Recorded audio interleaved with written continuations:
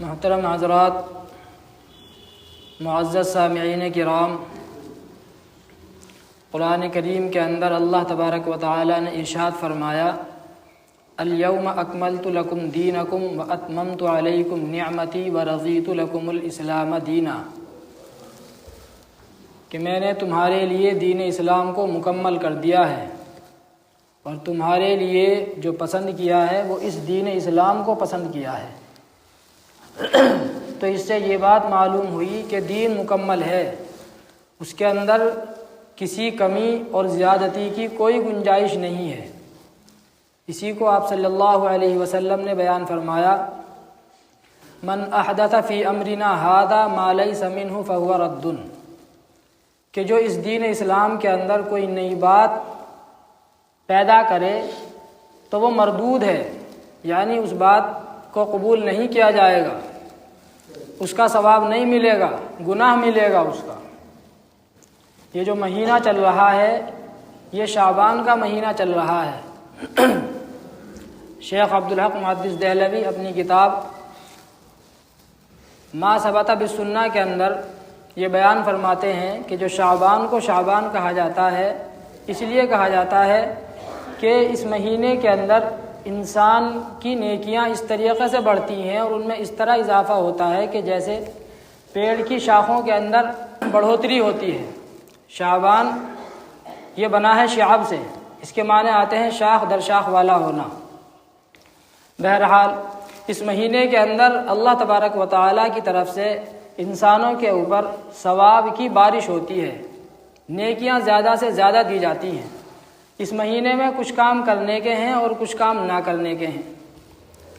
حضرت عائشہ رضی اللہ تعالی عنہا یہ بیان فرماتی ہیں کہ جب شعبان کا مہینہ آتا تو آپ صلی اللہ علیہ وسلم کثرت کے ساتھ روزے رکھا کرتے تھے، زیادہ سے زیادہ آپ صلی اللہ علیہ وسلم اس ماہ مبارک میں روزے رکھا کرتے تھے، اور آپ صلی اللہ علیہ وسلم اس مہینے کا چاند دیکھنے کا بہت زیادہ اہتمام فرماتے، اس لیے کہ جب چاند کی تاریخ صحیح معلوم ہوگی شعبان کی تو رمضان کا چاند دیکھنے اور اس کی تاریخ بھی صحیح ہوگی، اس لیے کہ اگر چاند دیکھنے میں ہی گڑبڑی ہو گئی تو آگے بھی گڑبڑی ہوگی پھر۔ تو آپ صلی اللہ علیہ وسلم اس ماہ کا چاند دیکھنے کا بہت اہتمام فرماتے ہیں۔ بہرحال جو اس مہینے میں جو کرنے کا کام ہے وہ یہ ہے کہ زیادہ سے زیادہ روزے رکھے جائیں۔ بعض لوگ یہ سمجھتے ہیں کہ 15 شعبان کا روزہ رکھنا ضروری ہے۔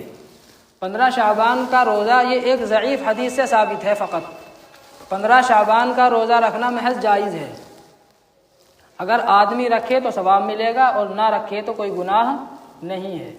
تو ایک تو کرنے کا کام یہ ہے کہ اگر آدمی چاہے تو 15 شعبان کا روزہ رکھ لے، اور اس سے پہلے جو رات آتی ہے یعنی 14 شعبان کی تاریخ گزار کر کے جو رات آتی ہے 15 تاریخ سے پہلے، اس رات کے اندر عبادت کرے، لیکن اس عبادت کے اندر غلو کرنا، مسجدوں کے اندر اجتماع کرنا، اسی طریقے سے نفلوں کی جماعتیں کرنا، ٹولیاں بنا کر کے مسجدوں میں جانا، ان سب کی گنجائش نہیں ہے، اس لیے کہ آپ صلی اللہ علیہ وسلم جو عبادت فرمایا کرتے تھے وہ اپنے گھر کے اندر فرمایا کرتے تھے۔ حضرت عائشہ رضی اللہ تعالی عنہا یہ بیان فرماتی ہیں کہ آپ صلی اللہ علیہ وسلم کو میں نے 14 شعبان کی رات کو دیکھا کہ آپ صلی اللہ علیہ وسلم عبادت کر رہے ہیں، اور اس کے بعد میں نے دیکھا کہ آپ صلی اللہ علیہ وسلم اپنے بستر پر موجود نہیں ہیں۔ میں گھبرا گئی کہ آپ کہاں گئے؟ میں نے دیکھا تو آپ صلی اللہ علیہ وسلم جنت البقیع کے اندر موجود تھے، جو مدینے کا قبرستان ہے اس کے اندر موجود تھے۔ اس سے بعض لوگ یہ سمجھتے ہیں کہ شب برات میں قبرستان میں جانا ضروری ہے اور سنت ہے، یہ بھی غلط ہے۔ شب برات میں آپ صلی اللہ علیہ وسلم صرف ایک مرتبہ قبرستان گئے ہیں، اور وہ بھی بغیر کسی کو بتائے، آپ کے ساتھ کوئی بھی نہیں تھا۔ اگر جانا ضروری ہوتا تو آپ صلی اللہ علیہ وسلم کم از کم حضرت عائشہ کو تو بتلاتے، صحابہ کرام کو بتلاتے پہلے کہ بھئی آج رات جو ہے قبرستان جانا ہے۔ لیکن شب برات میں لوگ اس کا باقاعدہ اہتمام کرتے ہیں، قبرستانوں کو سجایا جاتا ہے، اس کے اندر لائٹیں لگائی جاتی ہیں کہ آج لوگ آئیں گے، تو معلوم یہ ہوا کہ لوگ اہتمام کرتے ہیں۔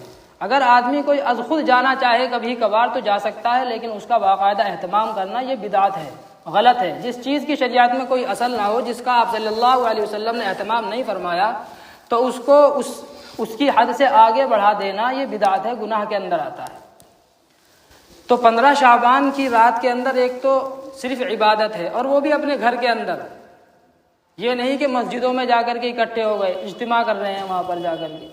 اسی طریقے سے نعت خوانی کی محفلیں قائم کرنا، پروگرام وغیرہ کرنا، یہ سب غلط ہے، اس لیے کہ اس رات کی اتنی کوئی زیادہ اہمیت نہیں ہے جتنی ہم لوگوں نے دے دی۔ تو یہ کام کرنا ہے فقط۔ بعض لوگ کیا کرتے ہیں کہ شب برات والے دن اچھے اچھے کھانے پکاتے ہیں، گھر کو سجاتے ہیں، اسی طریقے سے مسجدوں کو سجاتے ہیں، قمقمے لگاتے ہیں، جھالر لٹکاتے ہیں، یہ سب غلط ہے، بدعت ہے، بچنا چاہیے ان تمام چیزوں سے۔ اسی طریقے سے بعض لوگ شب برات والے دن حلوہ پکاتے ہیں اور اس کو ضروری سمجھتے ہیں، یہ بھی غلط ہے، اور یہ کہتے ہیں کہ 15 شعبان یا 14 شعبان کو آپ صلی اللہ علیہ وسلم نے حلوہ بنا کر کے کھایا تھا کیونکہ آپ کے دندان مبارک شہید ہوئے تھے۔ تو یہ تو بالکل عقلاً ہی محال ہے، اس لیے کہ آپ صلی اللہ علیہ وسلم کے جو دندان مبارک یعنی جو آپ کے دانت شہید ہوئے تھے وہ عید کے بعد شوال میں شہید ہوئے تھے، اور ہم کھا رہے ہیں رمضان سے پہلے ہی۔ نیز اگر مان لیں کہ آپ صلی اللہ علیہ وسلم کے جب دانت شہید ہوئے تھے، جب آپ نے حلوہ کھایا تھا تو پہلے ہمیں اپنے دانت توڑنے چاہیے، اس کے بعد کھانا چاہیے۔ ہم بغیر دانت توڑے ہی جو ہے آدھی سنت پہ عمل کر رہے ہیں، پوری سنت پہ عمل نہیں کر رہے۔ تو سنت پہ تو جو ہے پوری پہ عمل ہونا چاہیے، تو اس کی بھی کوئی اصل نہیں ہے، غلط ہے، بدعت ہے۔ اسی طریقے سے اس دن لوگ ایک دوسرے کے گھر کھانا بھیجنے کو ضروری سمجھتے ہیں کہ تو نے میرے گھر بھیجا، میں تیرے گھر، اور اس طریقے سے جو ہے کھانا بانٹا جاتا ہے کہ جیسے کہ افطاری بٹتی ہے، تو یہ سب غلط ہے۔ کہنے کا مقصد یہ ہے کہ جس چیز کو آپ صلی اللہ علیہ وسلم نے اتنی اہمیت نہیں دی، ہم اس کو اتنی اہمیت نہ دیں، وہ غلط ہو جاتا ہے۔ اسی کو آپ صلی اللہ علیہ وسلم نے بیان فرمایا کہ جو ہمارے اس دین کے اندر کوئی نئی بات پیدا کرے تو وہ مردود ہے، وہ مقبول نہیں ہے، اس کا ثواب نہیں ملے گا۔ اسی طریقے سے اس رات میں آتش بازی کی جاتی ہے، پٹاخے پھوڑے جاتے ہیں۔ ہم خود سمجھ سکتے ہیں کہ جو ہے پٹاخے پھوڑنا، آتش بازی کرنا یہ کتنا غلط ہے۔ اگر کوئی آدمی عبادت کر رہا ہو تو اس کی عبادت میں خلل ہوگا، کوئی محلے پڑوس کے اندر بیمار ہو تو اس کو پریشانی ہوگی، اور مال کا ضیاع تو ہے ہی، مال تو اپنے مال میں ہم جو ہے خواہ آگ لگا رہے ہیں۔ اسی طریقے سے یہ ہندوؤں کی دیوالی کے ساتھ مشابہت بھی ہے۔ ہندو لوگ دیوالی مناتے ہیں نا، بس ہم نے نام بدل دیا کہ یہ کیا ہے، شب برات ہے۔ ان کی دیوالی ہو گئی، ہماری شب برات ہو گئی، کام تو وہی کر رہے ہیں ہم بھی۔ آپ صلی اللہ علیہ وسلم بیان فرماتے ہیں من تشبہ بقوم فہو منہم، جو کسی قوم کی مشابہت اختیار کرے گا تو قیامت کے دن اس کا شمار انہی میں سے ہوگا۔ ہم جو ہے ہندوؤں کی مشابہت اختیار کر رہے ہیں تو ہمارا شمار انہی میں سے ہوگا۔ اسلام نے کوئی ایسا کام کرنے کی اجازت نہیں دی کہ جس سے آدمی کا اپنا نقصان ہو یا کسی دوسرے کا نقصان ہو۔ آتش بازی کرنے سے، پٹاخے پھوڑنے سے کہیں آگ بھی لگ سکتی ہے، آدمی کو خود بھی نقصان ہو سکتا ہے، اور آئے دن ہم جب دیوالی آتی ہے تو دیکھتے رہتے ہیں کہ فلاں جگہ آگ لگ گئی، فلاں جگہ آگ لگ گئی، فلاں کا ہاتھ ہی اڑ گیا۔ تو ایسا کام کرنا کہ جس سے خود آدمی کا نقصان ہو، ایسا کام نہیں کرنا چاہیے، یا جو ہے کسی اور کا نقصان ہو جائے۔ بہرحال مقصد کہنے کا یہ ہے کہ اس شعبان کے مہینے میں کرنے کے صرف 2 کام ہیں اگر آدمی کرے۔ 15 شعبان کا روزہ رکھنا یہ صرف جائز ہے، سنت نہیں ہے، نہ واجب ہے کہ آدمی اس کو کیا سمجھے، فرض اور ضروری سمجھے کہ بھئی روزہ رکھنا واجب ہے، ضروری ہے۔ ہاں اگر آدمی ہر مہینے 3 دن کے روزے رکھے، 13، 14، 15 تاریخ کے، چاند کی 13، 14، 15 تاریخ کے، تو یہ سنت ہے، اچھی بات ہے۔ لیکن خاص شب برات کا روزہ رکھنا یہ کوئی سنت نہیں ہے، جائز ہے۔ اگر آدمی رکھے گا تو ثواب ملے گا، نہیں رکھے گا تو گناہ بھی نہیں ہے۔ نہ کسی کو یہ کہنا چاہیے کہ بھائی اچھا آج تیرا روزہ نہیں ہے۔ بھائی ایک کام تو یہ ہو گیا۔ دوسرا کام 15 تاریخ کی جو رات آتی ہے یعنی پہلے والی رات، اس رات میں صرف اللہ کی عبادت کرے، اپنے گھر میں رہ کر کے، مسجدوں میں اکٹھے ہو کر کے نہیں، اپنے گھر میں رہ کر کے اگر آدمی کرے، جتنی اللہ تبارک و تعالیٰ توفیق دے اتنی کرے۔ 2 رکعت پڑھ سکتا ہے، 2 رکعت پڑھ کر کے سو جائے، 4 پڑھ سکتا ہے 4 پڑھے، جتنی گنجائش ہو آدمی کے اندر، جتنی طاقت، بس یہ 2 کام کرنے کے ہیں، اس کے علاوہ جتنے کام ہیں سب بدعت ہیں، وہ آپ جو ہے خود سمجھ لیں کہ ہم جو ہے کیا کیا کام کرتے ہیں اس دن میں۔ اللہ تبارک و تعالی ہم سب کو عمل کی توفیق عطا فرمائے۔